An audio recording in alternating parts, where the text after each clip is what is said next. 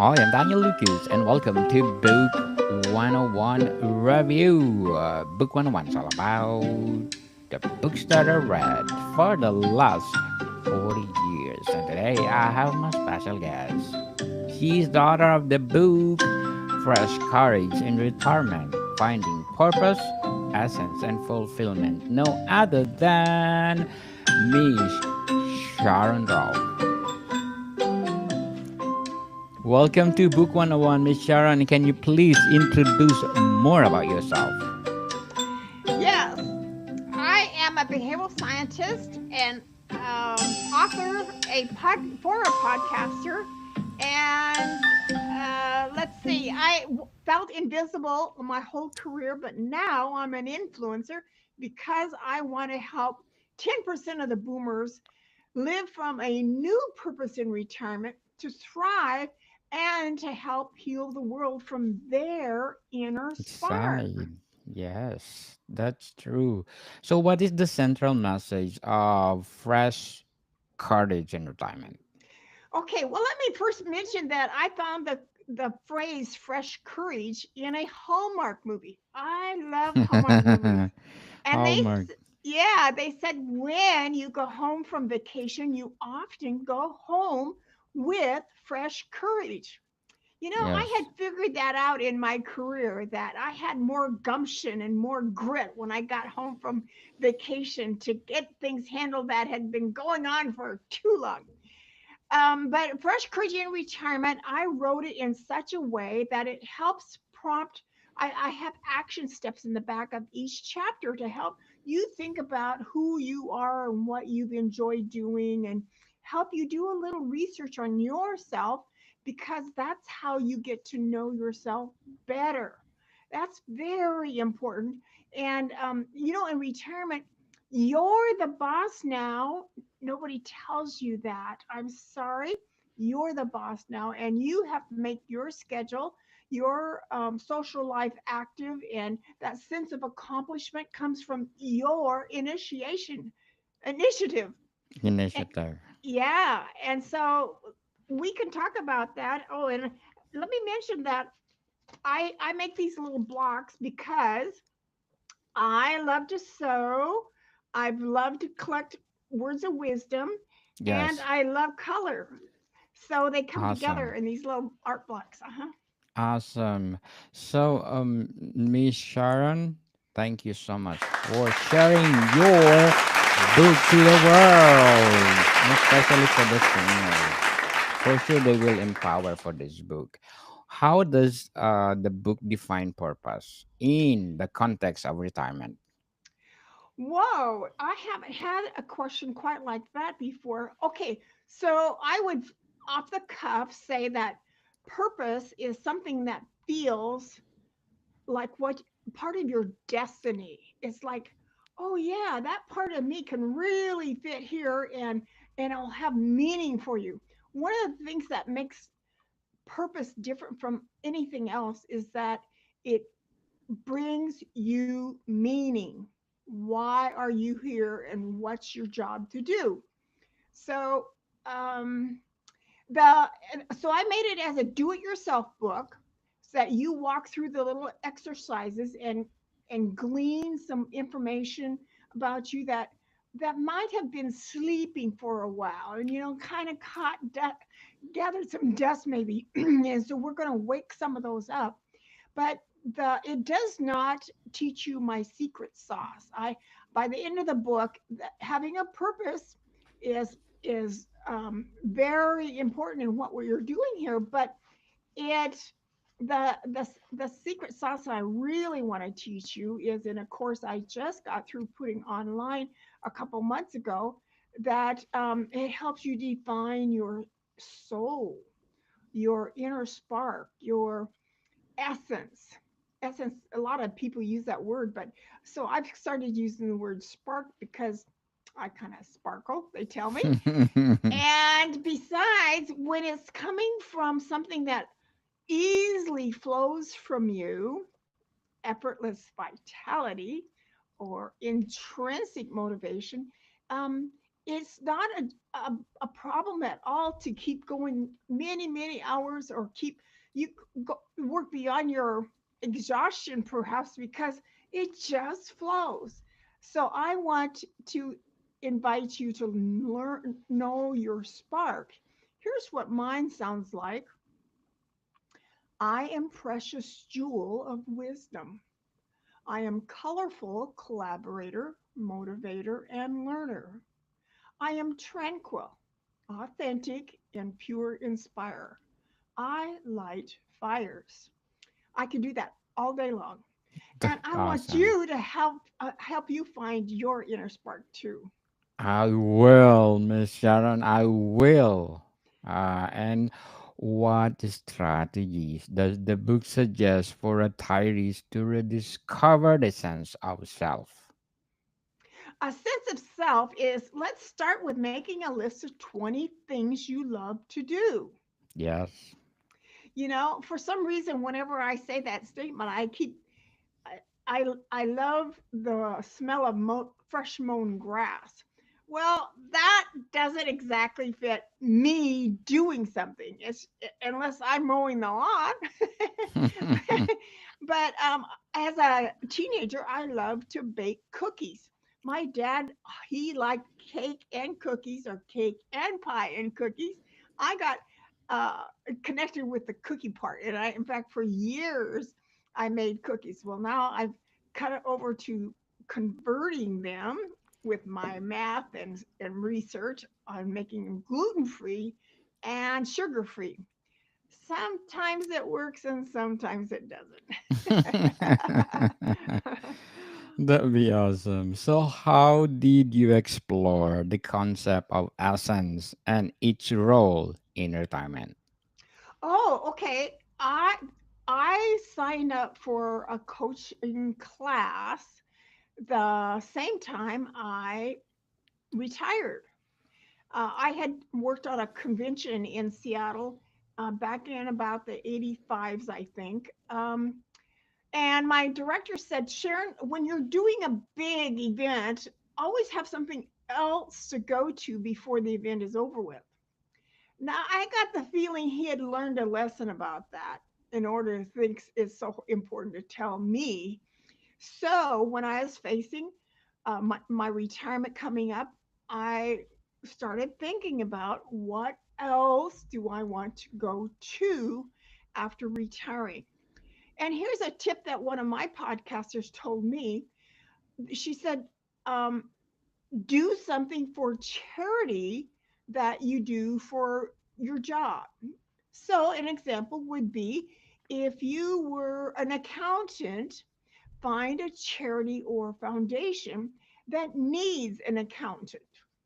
Or if you're a pilot, find somebody that needs something delivered or people delivered, transport them. And it's a quick and easy um, uh, doing what you used to do, but for a different Purpose. purpose.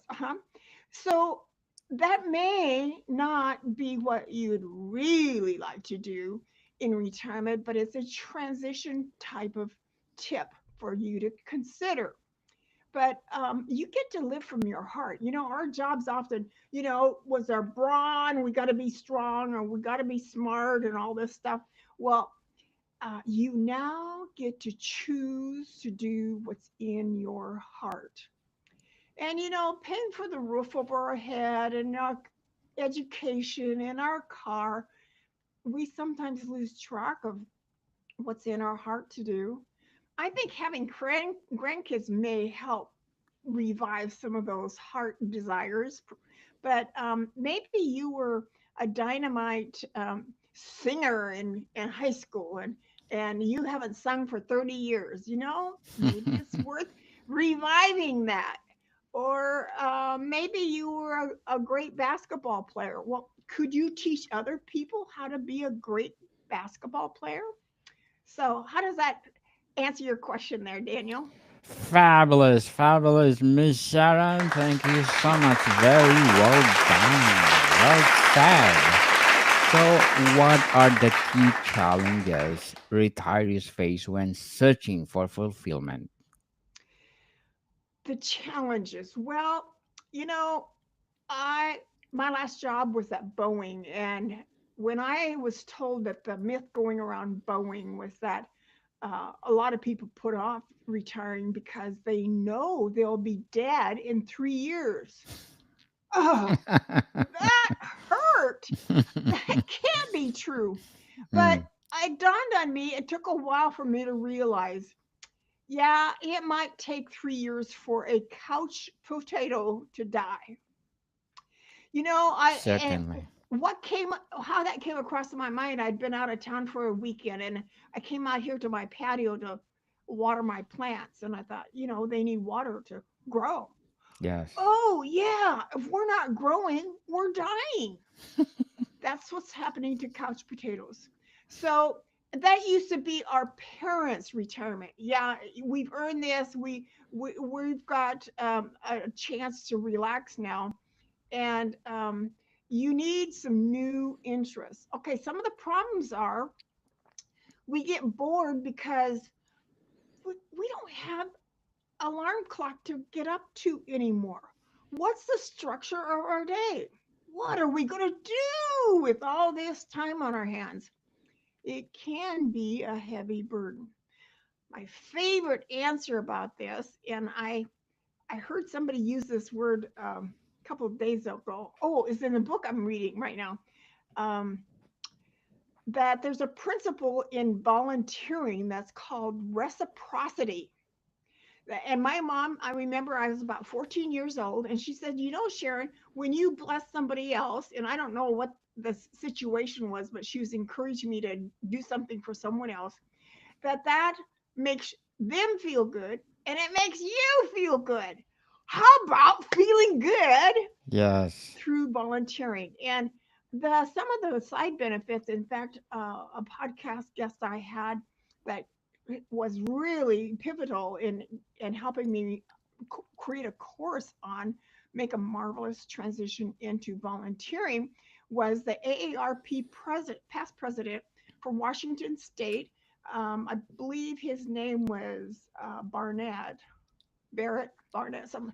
But he had 9 things that happen when you volunteer.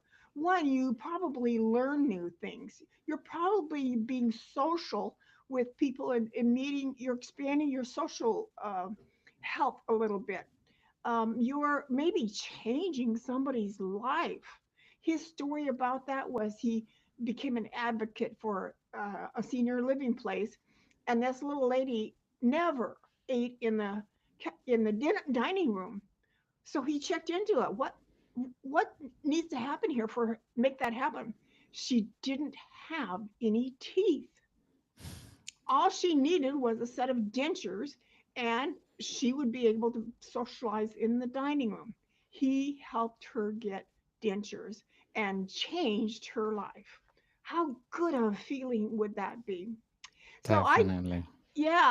I volunteer today. In fact, I deliver groceries from the food bank for 4 families. Now, either they're caregivers or they don't have a car and don't drive anymore, or some combination of that. And a couple months ago, there was a reciprocity that happened. I had commented on this lady's flowers that were by her front door. And she's, oh, wait. And she started pointing. I thought she was going to show me some more flowers. No, she had a prune and plum tree that was overloaded with fresh fruit. And she Wow. insisted I go home with some of her fruit. Yay. Thank you, Miss Sharon, for volunteering. Awesome. Awesome. So, what role does hobbies and passion play in achieving fulfillment in retirement? Well, hobbies are a good thing to use your free time in. I see all this free time in retirement as untapped potential. Somebody needs to do something with this untapped potential because it actually makes us feel good when you have purpose. You're more productive, you learn quicker, faster, your health is better. You've got longevity that is tied into this purpose factor. So Passion is usually what you find in your heart, what you enjoy doing. So, another thing that's critical that we don't seem to talk much about, and that's your values. Now, values might crop up when you hear about a problem that needs fixing. Somebody needs to do something about that. Could For be sure. or you hear a story on the news and say, "Oh, I'm so glad something did something about that because it needed to be fixed." Well, that's in that appreciation or that frustration, your hot buttons might be a hint as to what is your value wrapped up in that. Hmm?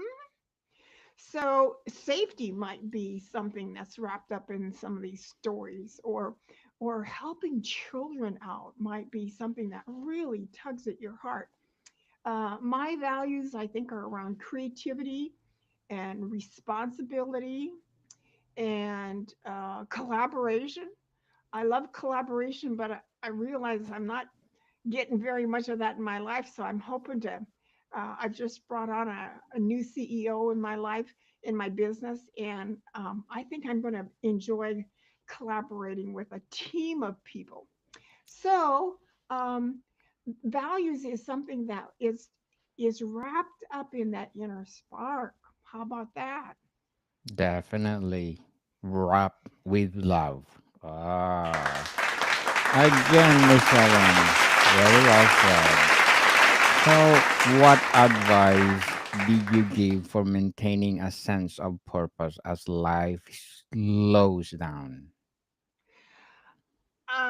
As life slows down, well, okay. The first thing that I wrestled with, Daniel, was I was bouncing off the walls. How do I know if I'm productive? There's no boss to please anymore. Yes, Oh, yeah, yeah. I guess I'm the boss now. Well, okay, so I made a wall hanging because I like to put things in fabric and so I can see and refresh my mind. I made a wall hanging. Used to have it on the back wall here.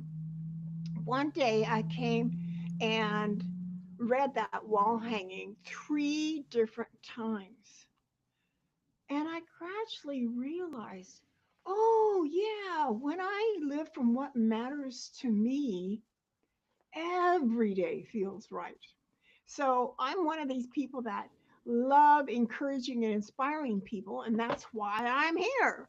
I'm helping you be, definitely. and that courage. Oh, you'll actually find me on Sharon underscore Queen of Courage on Instagram, and I post at least usually once a week, but the last 2 3 weeks I've been doing more than that. But I've got 4 or 5 years of Instagram posts on Queen of Courage.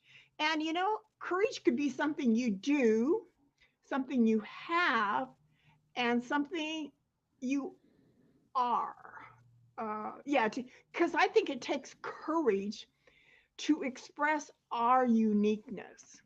We kind of hide about, that we're weird sometimes, or that our art is so different from everybody else, they probably would criticize it.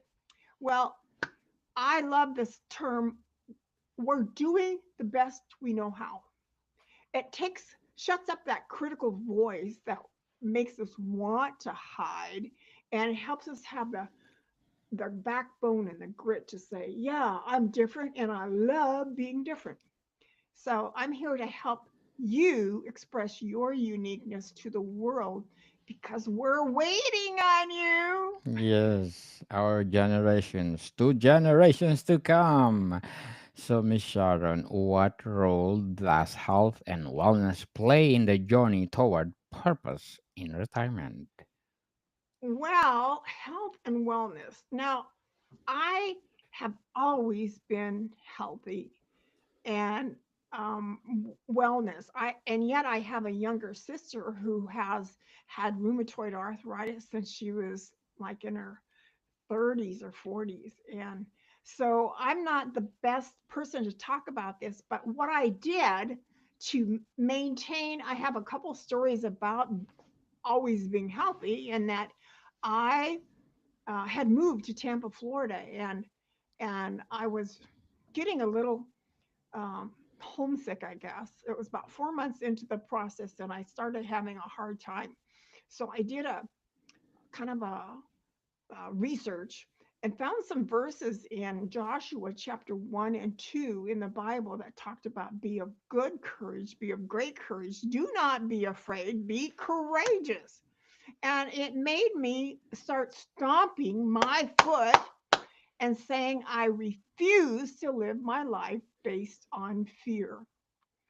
And what a difference that made in, I don't have any worry lines.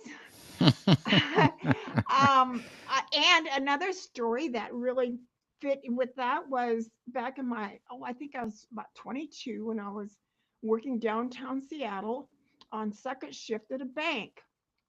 And I think it was about October time, and the flu seemed to be going around work a little bit. And I started feeling kind of nauseous one night, all for about 10 minutes until I said, go bother somebody else. And it did. So I have a self healing body, and it's helped me look and feel young and healthy. So, well, I did put on about, well, I think when I retired, I was like 245 pounds. So that might not have looked so healthy, but I've taken about 55, 60 pounds off now. And, and yet I'm still healthy and not having any cancer, no diabetes, all that stuff that other people put up with. I doesn't come near me. Shoot, go away.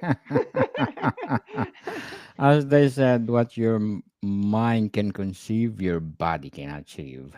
So, Miss Sharon, what is your short-term and long-term goals in writing? Well, I intend to impact 10% of the boomers to help them find their effortless vitality, their inner spark, your GPS, your DNA. Yes. When I stood with my colleagues that first weekend in coaching class, and we were reading our essence statement to each other, I noticed people were kind of choking up a little bit. And when it came to be my turn, I thought, nobody has ever asked me to define my soul. And even pastors, I've never had anybody tell me that I could know what's on the inside of me. I like to call them invisible assets because it's your Invisible. personality, it's your um, talents, it's your values, it's the people that you met through life. In fact, I want to here's a have have you forgotten who you are? Yes. Have you That's a line forgotten who you are? that's a line from the Lion King. You know, Oh, you still have all those colleagues you met throughout your life.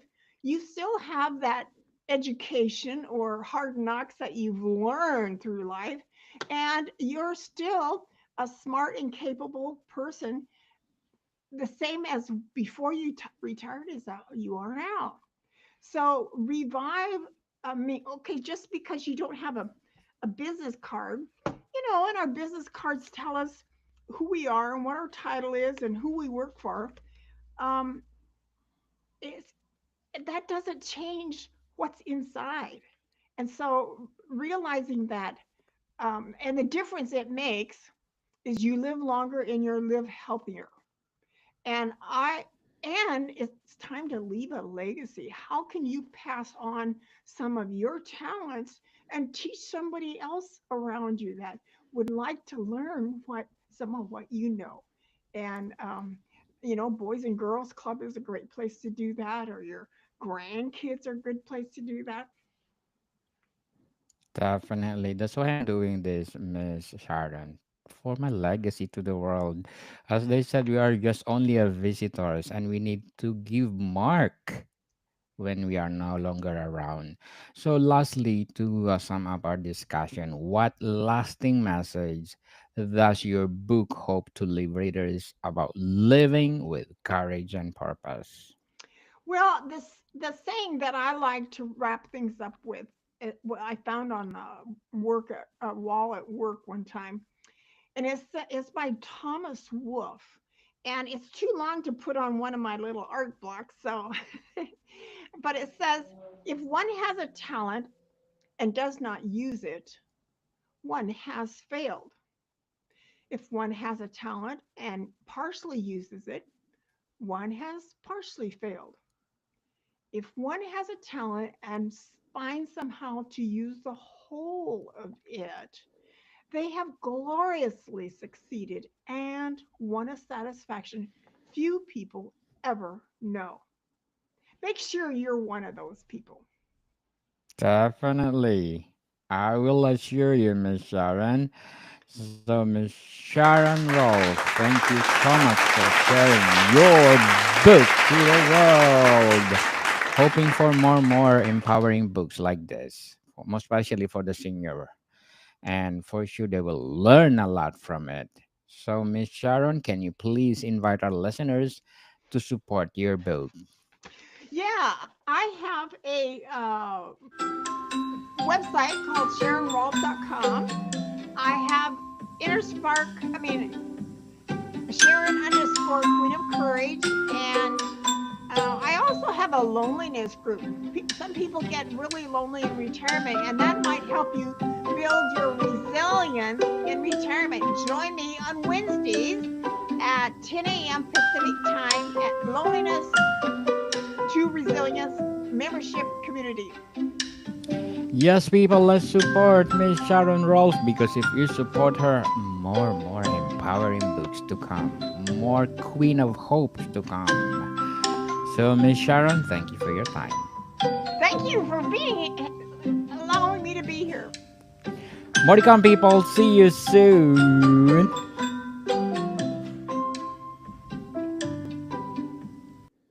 You are most welcome to come back, Miss Sharon, if you have books to